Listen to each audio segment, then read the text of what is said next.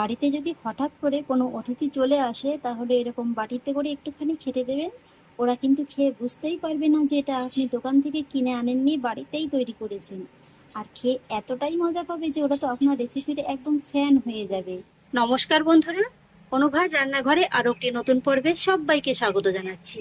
বন্ধুরা, আজকে আমি আপনাদের তৈরি করে দেখাবো মাত্র 10 মিনিটে কাঁচা আমের ইনস্ট্যান্ট আমসত্ত্ব রেসিপি। কোনো রকম রোদেদার ঝামেলা ছাড়াই কিংবা ঘন্টার পর ঘন্টা অপেক্ষা করা ছাড়াই তৈরি করে দেখাবো ঝটপট এই ইনস্ট্যান্ট কাঁচা আমের আমসত্ত্বের রেসিপি। এই রেসিপিটি বাড়িতে একবার আপনারা তৈরি করে খেয়ে দেখুন, খেয়ে বুঝতেই পারবেন না যে এটা দোকান থেকে কেনা নয়, বাড়িতেই খুব সহজ উপায়ে তৈরি করা। তো চলুন বন্ধুরা, আর কথা না বাড়িয়ে শুরু করা যাক আজকের রেসিপি। আর সেই জন্য দেখুন বন্ধুরা, এখানে আমি নিয়েছি 600 গ্রামের মতো কাঁচা আম। আর এই আমটাকে কিন্তু আমি গোটা অবস্থাতে একবার ভালোভাবে ধুয়ে নিয়েছি। এবার আমি আমগুলোকে একটু কেটে নেব।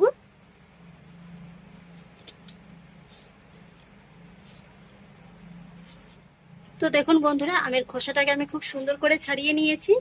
আর আমের এই খোসাটা ছাড়ানোর পরে কিন্তু সঙ্গে সঙ্গে এইভাবে জলের ভিতরে দিয়ে রাখতে হবে, তাহলে কি হবে, আমটা কিন্তু আর কালো হয়ে যেতে পারবে না।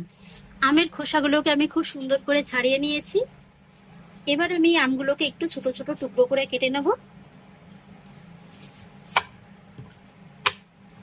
এই তো দেখুন বন্ধুরা, আমি কিন্তু এইভাবে খুবই ছোট ছোট করে কেটে নিয়েছি। এইভাবে যতটা ছোট করে কাটতে পারবেন ততটাই কিন্তু সময়টা খুবই কম লাগবে আমগুলো সেদ্ধ হতে। পুরো আমটাকেই আমি খুব সুন্দর করে কেটে নিয়েছি। এবার আমি আমগুলোকে সেদ্ধ করে নেব, আর সেই জন্য আমগুলোকে একটা কড়ার মধ্যে নিয়ে নেব। পুরো আমটাকে আমি নিয়ে নিয়েছি। আর এবার আমি আমের মধ্যে দিয়ে দেবো 1 কাপের মতো জল। বন্ধুরা, চেষ্টা করবেন যতটা সম্ভব কম জল দেওয়ার, তাহলে কি হবে, এই আমের যে পিউরিটা হবে এটা কিন্তু পাতলা কম হবে, আর সেক্ষেত্রে কিন্তু আমের আমসত্ত্বটা তৈরি করতে সময়টাও খুব কম লাগবে। এবার আমি আমগুলোকে জলের সঙ্গে একবার ভালোভাবে নেড়েচেড়ে মিশিয়ে নেব। আর তারপর গ্যাসের আঁচটাকে মিডিয়ামে রেখে ঢাকা চাপা দিয়ে 5 মিনিটের মতো একটু সেদ্ধ করে নেব। এতে করে আমগুলো কিন্তু খুব সুন্দরভাবে সেদ্ধ হয়ে যাবে। 5 মিনিট বাদে এবার ঢাকাটাকে তুলে নিচ্ছি।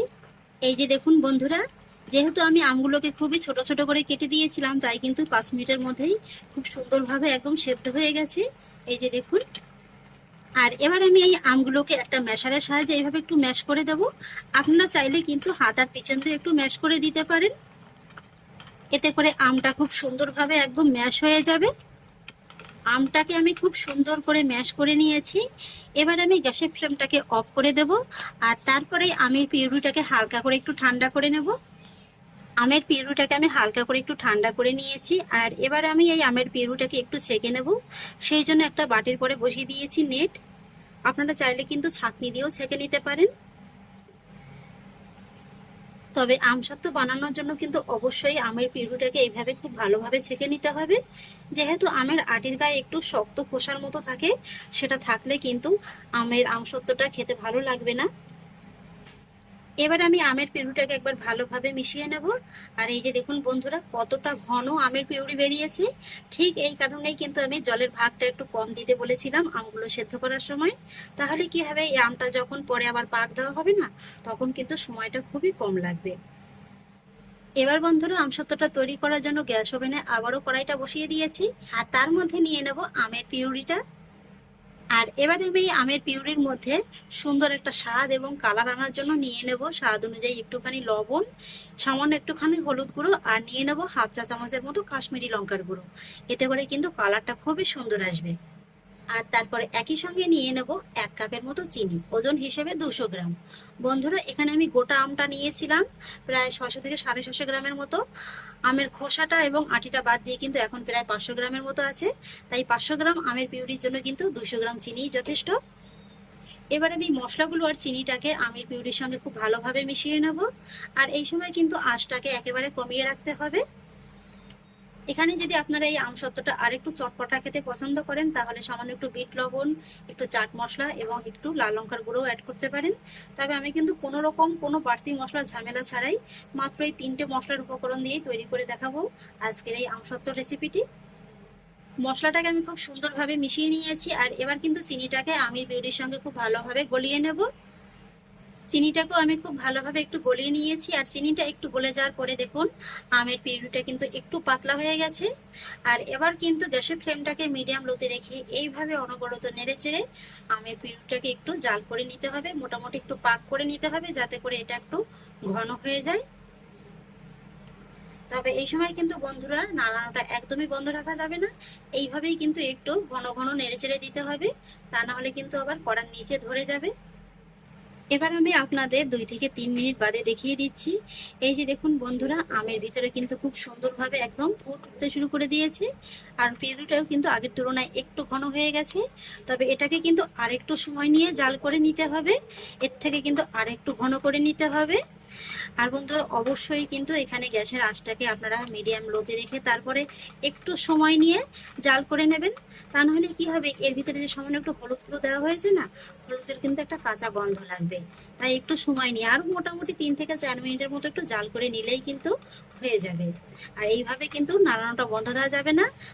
দেখুন এই যে টকবক করে ফুটছে, এটা কিন্তু তখন গায়ে ছিটকবে, নাড়ানোটা বন্ধ রাখলেই কিন্তু গায়ে ছিটকবে, আর কড়ার নিচেও কিন্তু ধরে যাবে। মোটামুটি 7 থেকে 8 মিনিটের মতো সময় নিয়ে একটু জাল করে নিলেই কিন্তু আমসত্ত্বের জন্য এই পাকটা একদম পারফেক্ট ভাবে তৈরি হয়ে যাবে।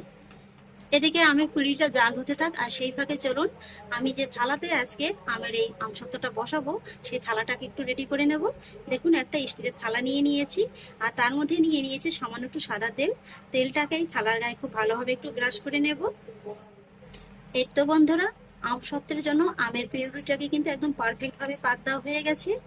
আর এই দিকটাই কিন্তু আপনারা অবশ্যই একটু বিশেষভাবে নজর দেবেন, যেহেতু এই আমসত্ত্বটা আমি কোনো রকম ভাবে রোদে দেব না, কিংবা ঘন্টার পর ঘন্টা রাখবো না, কিংবা কোনো রকম এখানে কিন্তু আমি জিলেটিন কিংবা কোনো কর্নফ্লাওয়ারও কিন্তু অ্যাড করিনি। তাই কিন্তু এই পাকটার দিকে আপনাদের অবশ্যই বিশেষভাবে খেয়াল রাখতে হবে। এই পাকটা যদি আপনাদের পারফেক্ট না হয় তাহলে কিন্তু আমসত্ত্বটা 10 মিনিটের ভিতরে বসবে না। এই যে দেখুন পাকটা আপনারা কিভাবে বুঝবেন যে একদম ঠিকঠাক হয়েছে, এই যে দেখুন আমি একটু এইভাবে টান দিয়ে দিচ্ছি, দেখুন কয়েক সেকেন্ডের মতো কিন্তু নিচের কড়াইটা দেখা যাচ্ছে, একটা রাস্তার মতো কিন্তু তৈরি হয়ে যাচ্ছে। এই যে দেখুন এবার কিন্তু আমি গ্যাসের ফ্লেমটাকে অফ করে দেব, আর তারপর ঝটফট করে কিন্তু আমের পিউরিটাকে এই যে তেল মাখানো থালার মধ্যে ঢেলে দিতে হবে। আর তারপরেই আমসত্ত্বটাকে কিন্তু সঙ্গে সঙ্গে এইভাবে একটু চামচের সাহায্যে ছড়িয়ে দিতে হবে, তা নাহলে কিন্তু এটা একটা জায়গায় আবার বসে যাবে। আর তারপর একটুখানি ছড়িয়ে নেওয়ার পরে কিন্তু থালাটিকে ধরে এইভাবে একটু ঝাঁকিয়ে নিতে হবে, এতে করে আমসত্ত্বটা সব দিকে একদম সমানভাবে সেট হয়ে যাবে। আর তারপরে এই থালাটিকে কিন্তু আপনারা ফ্যানের হাওয়ার নিচেও রেখে দিতে পারেন, আবার নর্মাল হাওয়াতেও রেখে দিতে পারেন। মোটামুটি 5 থেকে 10 মিনিটের মতো রাখলেই কিন্তু আমসত্ত্বটা খুব সুন্দরভাবে তৈরি হয়ে যাবে। এই তো দেখুন বন্ধুরা, মাত্র 10 মিনিটের মধ্যে আমসত্ত্বটা কত সুন্দরভাবে একদম তৈরি হয়ে গেছে। মোটামুটি এই আমটা ঠান্ডা হতে হতে যতটুকু সময় নেবে তার মধ্যেই কিন্তু আমসত্ত্বটা একেবারে খুব সুন্দরভাবে তৈরি হয়ে যাবে। এই যে দেখুন থালার গাটা কিন্তু অলরেডি একদম কত সুন্দরভাবে ছাড়তে শুরু করে দিয়েছে। আশা করি নিশ্চয়ই দেখে বুঝতে পারছেন যেটা কত সুন্দরভাবে একদম তৈরি হয়ে গেছে। এই যে দেখুন কত সুন্দরভাবে একদম উঠে আসছে।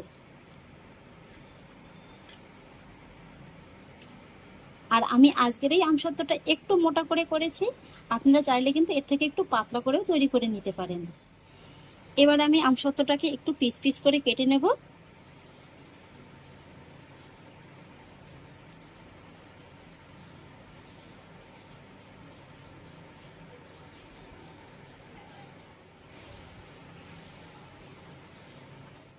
তো দেখুন বন্ধুরা, আমসত্ত্বগুলোকে কিন্তু আমি খুব সুন্দর করে কেটে নিয়েছি, আর এই যে দেখুন কত সুন্দরভাবে একদম উঠে আসছে। আমসত্ত্বগুলোকে আমি একটা প্লেটে সার্ভ করে নিচ্ছি। আর জানেন তো, এইভাবে একটু বেশি করে আমসত্ত্ব বানিয়ে কিন্তু আপনারা সারা বছরের জন্য সংরক্ষণ করে খেতে পারেন। তবে সেক্ষেত্রে কিন্তু এই আমসত্ত্বগুলোকে মাঝে মাঝে একটু রোদে দিতে হবে, রোদে না দিলে কিন্তু আমসত্ত্বর গায়ে একটা ফাঙ্গাস পড়ে যাবে। তবে আমার মনে হয় এই আমসত্ত্বগুলো খেতে এতটাই মজাদার হয়, বাড়িতে যদি বাচ্চা থাকে তাহলে ওরা কিন্তু আর 1 বছর পর্যন্ত আপনাকে রাখতে দেবে না। তাহলে দেখলেন তো বন্ধুরা, কোনো রকম রোদে দেওয়ার ঝামেলা ছাড়াই, ঘন্টার পর ঘন্টা অপেক্ষা করা ছাড়াই কত সহজে কাঁচা আমের আমসত্ত্ব তৈরি করা যায়। আর এই যে দেখুন বন্ধুরা, দেখলেই যেন লোভ লেগে যাবে, এতটাই ডিলিশিয়াস হয়েছে। এই যে দেখুন, আর দেরি না করে ঝটপট এই রেসিপিটি বানিয়ে ফেলুন।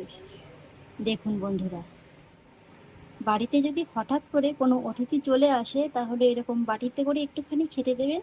ওরা কিন্তু খেয়ে বুঝতেই পারবে না যে এটা আপনি দোকান থেকে কিনে আনেননি, বাড়িতেই তৈরি করেছেন। আর খেয়ে এতটাই মজা পাবে যে ওরা তো আপনার রেসিপির একদম ফ্যান হয়ে যাবে, আপনার রেসিপির এই গোপন রহস্য জানতে চাইবে। তাহলে আশা করছি বন্ধুরা, আমার আজকের এই আমসত্ত্ব রেসিপি আপনাদেরও খুব ভালো লেগেছে। যদি ভালো লেগে থাকে তাহলে আমাকে অবশ্যই একটা লাইক এবং কমেন্ট করবেন, সেই সঙ্গে বন্ধুদের সঙ্গে শেয়ার করবেন। আর প্লিজ বন্ধুরা, যদি আমার পরিবারের নতুন সদস্য হয়ে থাকেন তাহলে একটা সাবস্ক্রাইব করে পাশে থাকা বেল আইকনটি প্রেস করে দেবেন। ফিরে আসছি এরকমই পরের অন্য কোনো নতুন রেসিপি নিয়ে। সবাই ভালো থাকুন, সুস্থ থাকুন। ধন্যবাদ।